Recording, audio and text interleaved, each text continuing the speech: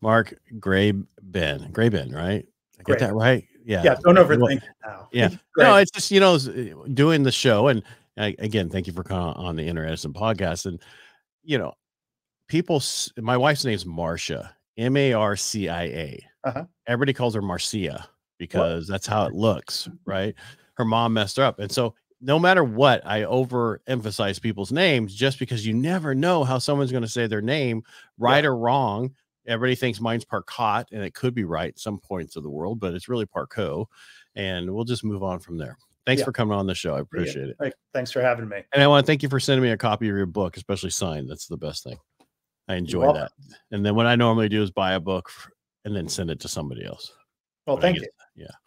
Yeah. I mean, because, you know, I just want to sign book for everybody's on my podcast. It's just, I have, you know, you after a while, you start piling them up, but you read them, but you don't want to give them away. So what you do is you buy one and give that one away. So. That's nice of you. Thanks.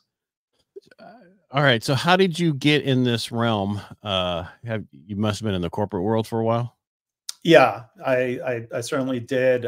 Big corporations. I mean, I started my career at General Motors. I'm an industrial engineer, grew up around Detroit, loved cars, the idea of helping build cars. And in the mid 90s, when I was starting my career, General Motors very clearly was playing catch up to Toyota in many ways, not just the performance, but the way work was done, the way work was managed, the way work was improved. So a big part of that, you know, Toyota approach is mistake proofing, and, you know, shifting away from blaming individuals for mistakes and trying to figure out how can we design systems or equipment or what have you that prevents mistakes. That was really a big focus through my career. And then I shifted into healthcare consulting, where there's a huge need for mistake proofing.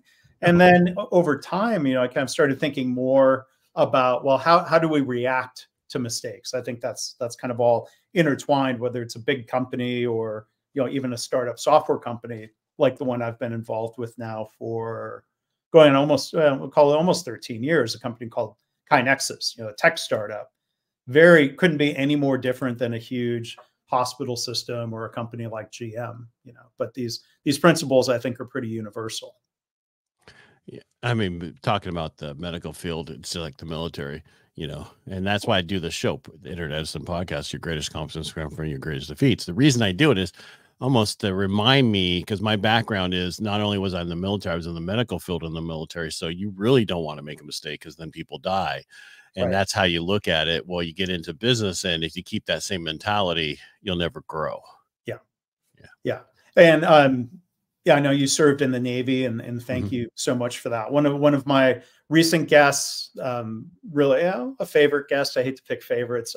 George A. Milton retired from the Army, and he has a podcast called "Failure Is Not the Problem." And we're like brothers from another mother in terms of our approaches on, you know, thinking about how you react to a failure or a mistake might be the problem. Can we react in a way that's constructive, or are we just being, you know, punitive and blaming and being a jerk about it? Right. And that's, again, it has a lot to do with the type of company you're in and where it's from, and, you know, their values, if it could be, you know, from what country they're from and that kind of stuff. Because I would say, you know, if any of us in the car industry, if you're in GM, but that's close enough, you know, Toyota and those kind of companies, if you go back to their culture, failure is not what you do. You pay dearly for it. And that, you know, so and for us, we see that a lot. Did you have something to add to that? I see you squirting back a little bit. Yeah, no, I mean, you make a, you know, I was just going to build on your point that, you know, there's, I think, two sides of the coin. We want to work really hard to prevent mistakes and prevent failures. And at the same time, we have to recognize mistakes are still going to occur. So we want to react to them in a way that helps us prevent a repeat of that mistake. And, you know, again, I think shifting away from blame and punitive reactions, that's the best way to engage people in working together to really learn and improve. And I think, as you were touching on, there's certain types of mistakes, especially if you're trying to be innovative. You can't have people being so afraid of failure that they don't try anything.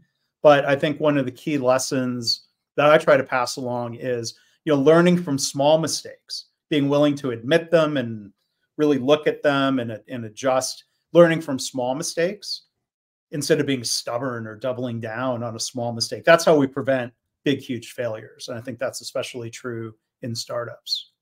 Right. I mean, if you look at the science field, right? They're constantly making failures, when they're doing different tests and that didn't work out the way we thought it was going to work out. So if you take on that whole scheme to a certain point, that's good. In my industry, I'm in the mortgage industry. You don't want to fail because people don't get home sometimes, but you really need to understand at what, I've had processors and people cost me a lot of money in my industry, but when they're doing something, it didn't cost the person who's getting the loan, but it cost me, which was an education I could never teach that person. And I tried to explain to them, you will never, ever make that mistake again because of what happened. Because of that, I can't teach it. I couldn't spend this amount of money to send you to school to understand that. This is huge for you. Well, I think that, we'll call that like the aftermath effect. Like, I'm certainly not in favor of firing someone who made a mistake.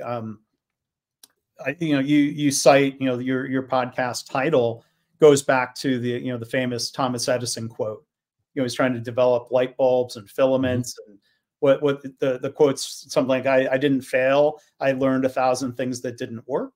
Or 1,000 different ways. Yeah. Or people have really messed it up over time, because sometimes people say 1,000 different ways not to make a light bulb. But, I think, there's that. And then this is, a different historical quote. Thomas Watson, the founder of IBM, the story's probably also been morphed and adjusted over time, but it's probably directionally accurate. You said, you talked about, why would I fire that person for making, somebody made a $400,000 mistake, which is probably like $3 billion in today's money or something. But you said something like, why would I fire that person and give the benefit to some other company, the benefit of that mistake? And, I think the aftermath effect works for a while. Like, we're going to be really mindful, but I don't think that fully prevents the mistake. That's where I think we can look at, technology or checklists or other things that we can do to prevent, mistakes. But, I like to break mistakes down into two categories, if I could real quick. One is, let's say, mortgage processing or medication administration, giving pills or medications to a patient. Though a mistake made in that realm is what I call a process mistake. Like, things that really just shouldn't happen because it's part of repeatable, ongoing work. And then there's what I call innovation mistakes.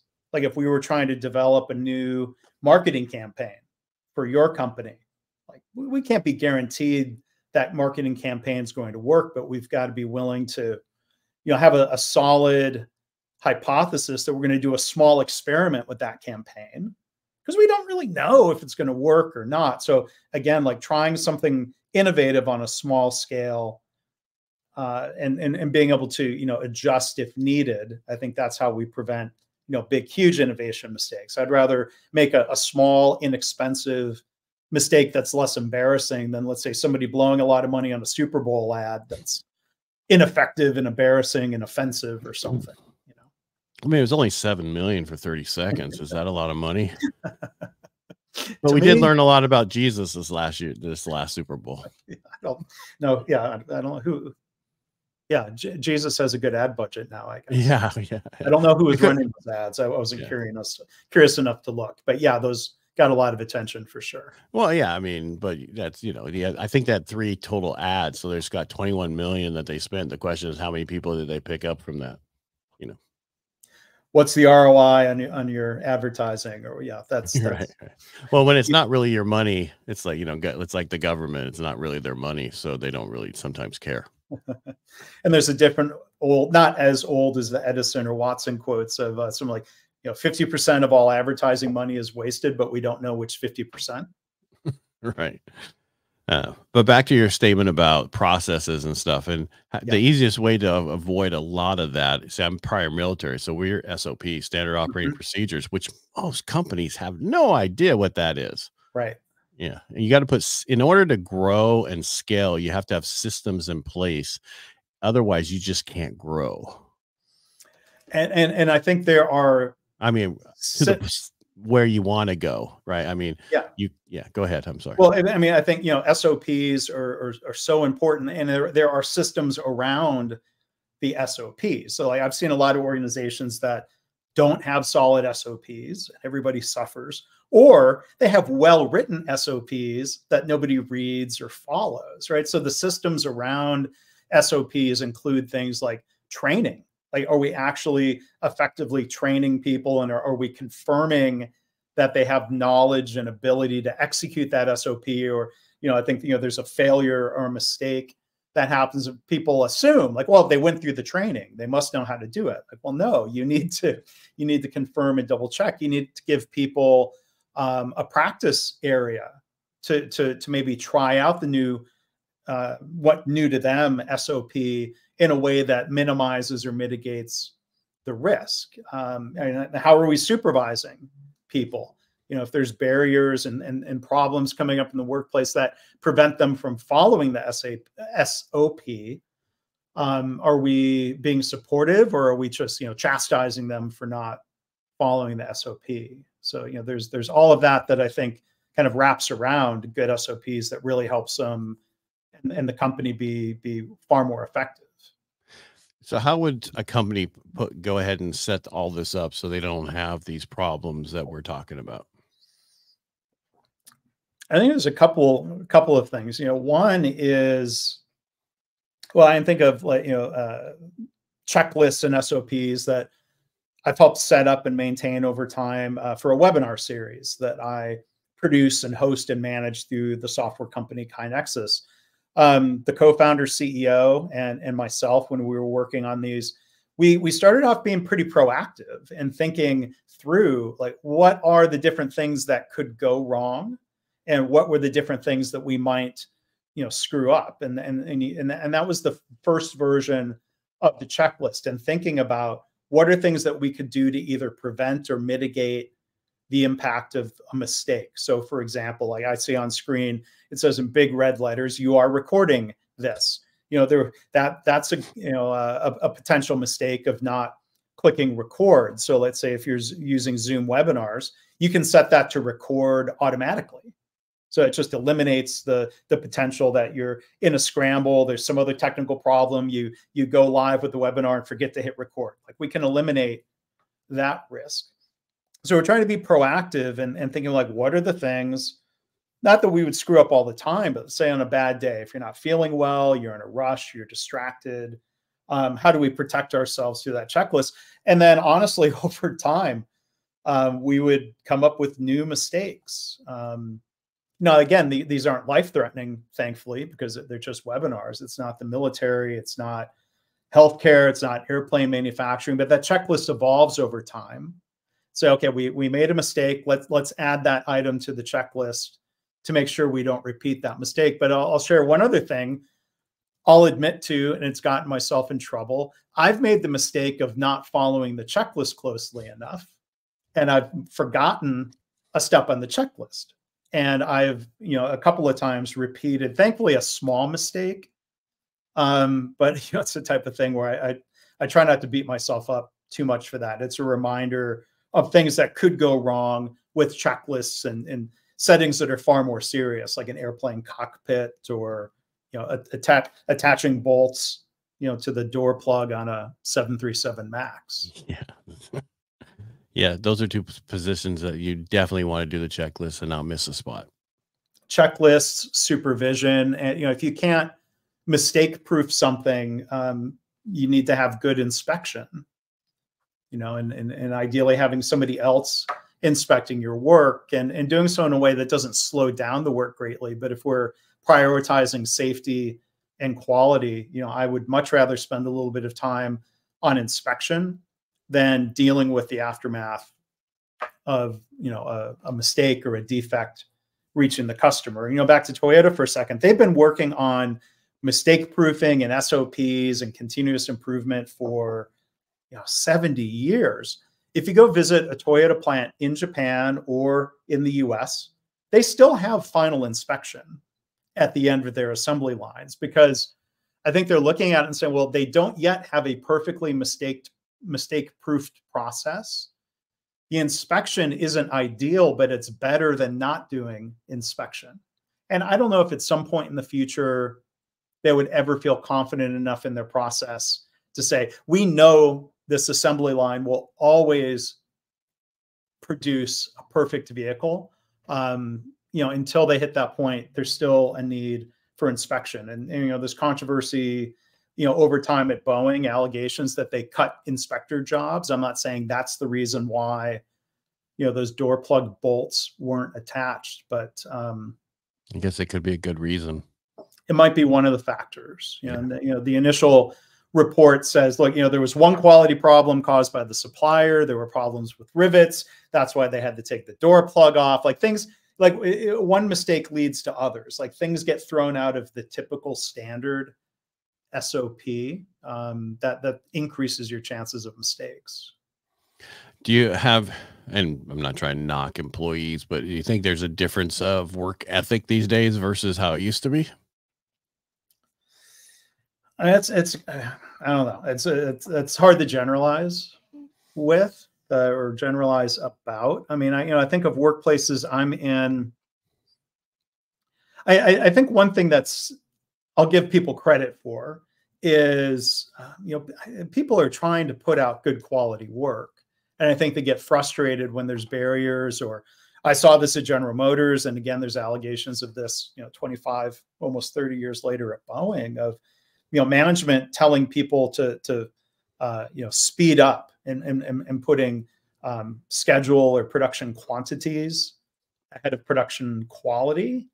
And that just creates all sorts of cynicism and burnout that might look like less of a work ethic or less motivation. I mean, I think it's pretty complicated, but one lesson I've learned over time is going beyond a non-punitive reaction to mistakes. Sometimes you've got to sort of coach people back up or counsel them a little bit, because people feel bad when they've made a mistake. They'll beat themselves up, and I think sometimes we have to let people recover from the mistake, because whatever observations people might have in different settings about work ethic, I think there's still a universal, close to universally true, that people want to do high quality work. I think we need to help set them up for that instead of getting in their way. I was totally evasive. Yeah, I know. You didn't answer. On the main. I usually run for politics, is all I got to say. I don't let politicians get away with that, but I'll let you get away with that. Because I always tell politicians when on my radio show, it's like, okay, can you stop the political speak and answer my question? This is the question I asked, not this other part. I know you wanted to get your information out there about what you wanted to say. That's great. Now answer my question. So I don't always get them back a second time unless they're a really good person. So, but my statement was there's a 10-year generational thing I've seen that looks at things totally different than the new generation below it and the generation above it. Mm-hmm. And I don't want to call them the entitled generation, but it was our fault as parents who gave them everything because we didn't want them to go through what we went through, and has caused issues with the way they do work. And I have 5 kids. I see it differently, and in 3 of them, they're completely you were in the same thing and you're totally different kids. Yeah. Right. And so I see that, but I also see that people don't take accountability for what their job is. I see this. I'm in Rotary, and I have directors who take certain jobs, and there's ones who take total responsibility for the job title and what's involved, and other ones who don't. They keep throwing it back to me, and it's like, okay, that's not why I didn't hire them, because they're volunteers, but you understand what I get in. And it's like, how do we get people to understand what they need to do? Well, it's the thing. How do we help them understand? And I think there's a selection and hiring process that contributes to this. And I realize that can be a challenge, but I don't have any kids, so maybe I'm in la la land a little bit, but I do work with people at KaiNexus who, oh my gosh, they are young enough to be my children.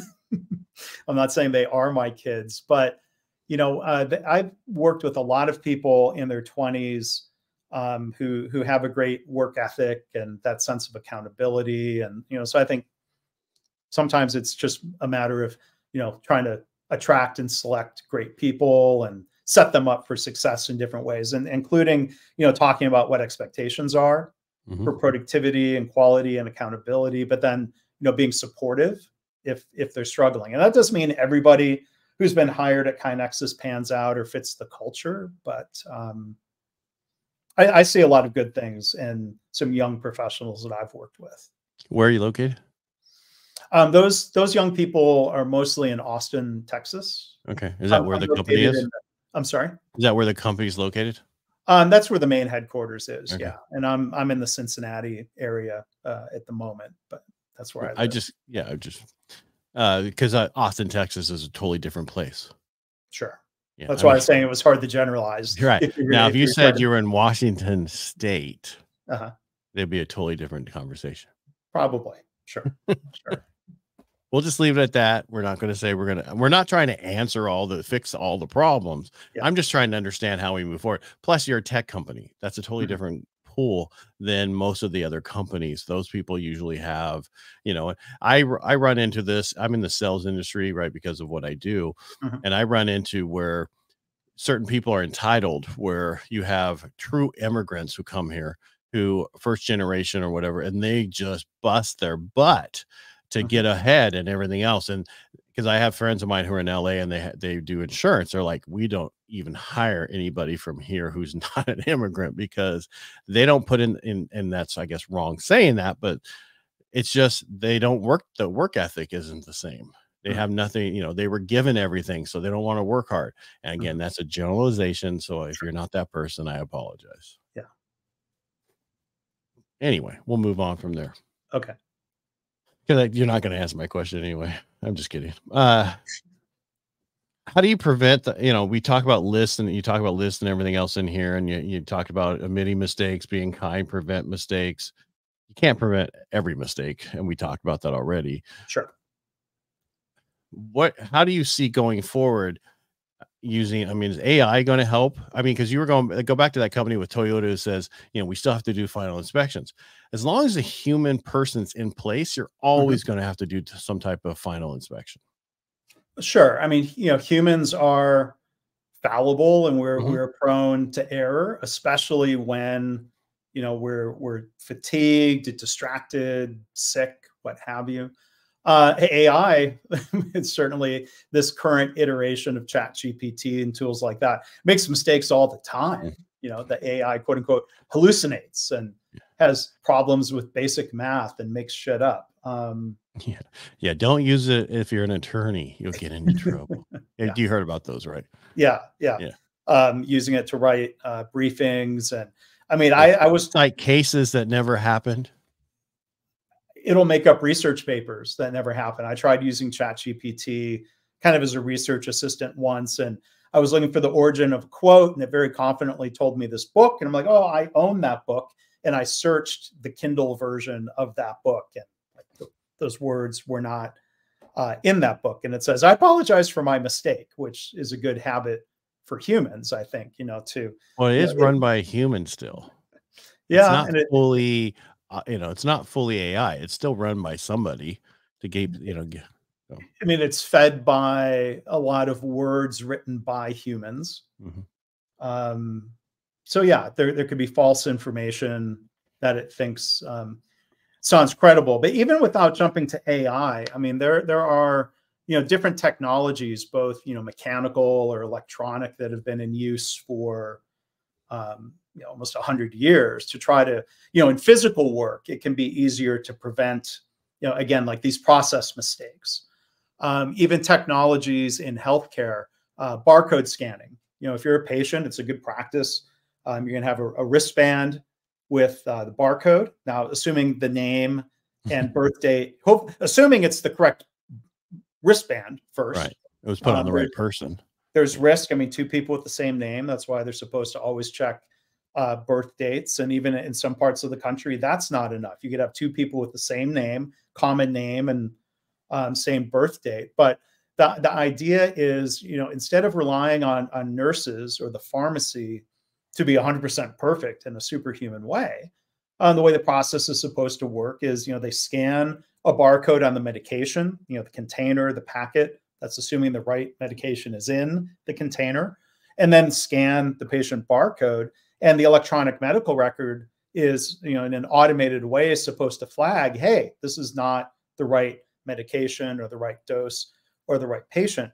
But unfortunately, people under time pressure find workarounds, or let's say the barcode scanning system isn't working properly, or it's really slow, or it's causing problems. Like one thing we have to guard against is, and I'm not blaming the nurses for this, I'm saying this is a organizational problem. They'll print out extra barcodes and they'll do all the scanning, away from the patients before they go and give the medications. Well, now they've circumvented the mistake proofing in a way that makes an error more likely to occur. So, yeah, I don't think we have to yet jump to AI. AI is going to have to get a lot more accurate before we can rely on it. But your point's 100% true. Anytime we rely on 100% human inspection, it's not going to be 100% effective. Like even with writing books, my first book I ever published had a typo on page 1.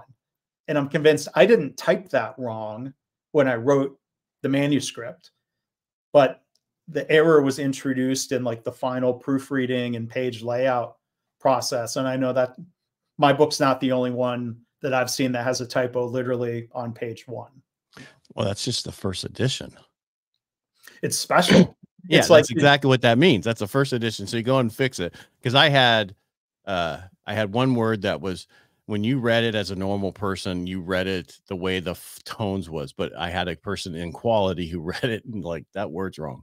Right. And so there was like 4 mistakes in my book when it came out. I caught it within the first week. So we were able to make the changes. But the lady like, it's just your first edition, blah, blah, blah. Luckily, I had a guy who totally went through the whole book and wanted to point out my mistakes and put it on Facebook for me. So then I was like, thank you so much. Now I can fix them. I appreciate that. Yeah. I mean, especially in an era of print on demand and independent publishing, which I've done. I've stopped working with a traditional publisher, whether it's traditional publishers or me hiring editors and page layout people. I think my book had maybe like 12 or 13 mistakes in the first printing. But that's not many copies. So it's almost like, I don't know if you ever collected baseball cards. You find an error card, that's kind of like a rare collectible. And then, writing a book about mistakes, I can always say, well, that's just a test to see if you're, that's just an Easter egg for you to feel good about my mistake, maybe. Or read. I want to make sure you were reading my book and you could bring it. So that's how I made sure of it. People would bring it to my attention that I knew you read my book. Well, that's just like, so about the error cards, same thing with, if you ever collected memorabilia for presidents, right?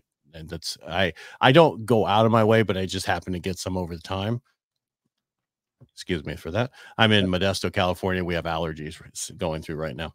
Yeah. But I have James G. Blaine, his campaign flag, which he lost in 1884. So his campaign flag is worth way more money than the person who won because everybody threw all his stuff away. And so there's nothing wrong. And just like the error on stuff, that's exactly because people will throw stuff away and then that makes it so much more valuable. I ended up finding that here in Modesto of all places. So fun. Yeah. But you're right. All I'm thinking, so I had the sheriff on my radio show today. We were talking about AI and his job as a sheriff and everything. And he's like, the problem is, he goes, we use robots. Flip a switch, it's dead. He goes, so we still use people. We will always use people. Even with AI, we're still going to use people to do what you need them to do. We're going to still want to be connected with people face to face, other stuff. Yes, some stuff can be handled by the AI, but not everything. And and just like us going forward with your book, basically it tells me no matter what we do, there's still going to be mistakes made. Just hopefully less of them. Right. And I try to remind myself, costly ones. Yes. And, look, I mean, a typo in a book is not a life or death mistake. Typo, the wrong version of a word. I only had like one minor factual error in the book. That's probably a little more embarrassing, but again, correctable, and not many people were going to see that. But, I try to remind myself, like I've got a coffee mug here with my podcast logo on it, and on the back there's some reminders to mainly to myself, but I've given these mugs to others. And point 1 on this mug is be kind to yourself. Point 2 is nobody's perfect. Point 3 is we all make mistakes, and point 4 says let's learn from our mistakes and help others do the same.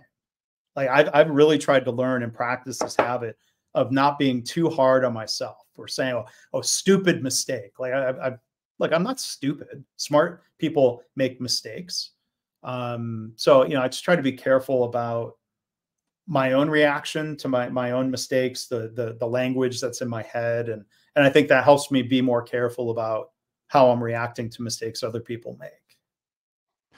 Mark, thanks for coming on the show today. How do people find you? Well, Ed, thank you for having me here. They can learn more about the book at mistakesbook.com. I also host a related podcast called My Favorite Mistake, and they can learn about that at mistakespodcast.com. And then either of those URLs those really forward to my main website and pages within that website at markgraban.com. And that's markgraban.com, because most people will be listening to this, not watching it on YouTube, even though I appreciate that they do. Yeah. Again, thank you for being on here. Thanks for discussing this. You did say that your podcast is My Favorite Mistakes. My favorite mistake. Mistake. Yeah. So just one. You only have one favorite mistake? Each guest on the show shares at least one favorite mistake story. Is there one that comes to mind before we go, that their favorite, or do you not do favorites? Well, you pointed out I was being weaselly and maybe talking like I did not. I just said you did politician speak. I did not call you weaseling. That's me putting that on myself. But yeah, speaking of politician speak, one thing I am still pretty amazed by is that I've had 2 sitting congressmen on the podcast. One was my episode for my guest for episode number 2. One appeared last year, probably more like episode 220. One was Will Hurd, Republican from Texas. He was a couple months shy of leaving office. He had decided not to run for re-election. He came on and told a story about how he lost his first Republican primary runoff because he didn't listen to his consultants that he was paying. And what I loved about Will Hurd's story is that he didn't blame the consultants. He took ownership of his hubris, his decision. And when he ran again 4 years later, he learned from it and he won. And he got reelected a couple of times. And then Representative Adam Smith from the Seattle, Washington area was on the podcast. And we talked a little bit about why is it so hard for politicians to admit they've made a mistake, or they get attacked for flip-flopping instead of saying, well, hey, I've learned more about this issue and I've changed my stance based on better information. It was just really fascinating. I think it's a nonpartisan issue, this idea that people in government should be learning from mistakes too. Yeah. Well, so I think this is my take on being because I'm on talk radio. So it's the politics of it. I feel that most of us are in the middle. There's just the small 1% on both sides that are the loudest that we hear, but mainly most of us are in the middle and we can get along. It's just those fringes that are just so loud that we run away from them. But that's my take on it. So I mean, most of us get along. I've talked to so many people. I don't care what nationality you are, color you are. We get along. We have no problem. But if I listen to the media or anything out there, we hate each other. No, but I'm sure from your time in the military, that's very true in the military. Look at how people from different backgrounds and, come together in a common cause, right? Right. And that's why I think more veterans should get into politics, because you can have a conversation, not agree, and still go have a beer. Yeah. Yeah. Mark, thank you so much for coming on the show today. I really appreciate it. Thanks for being here. Thank you.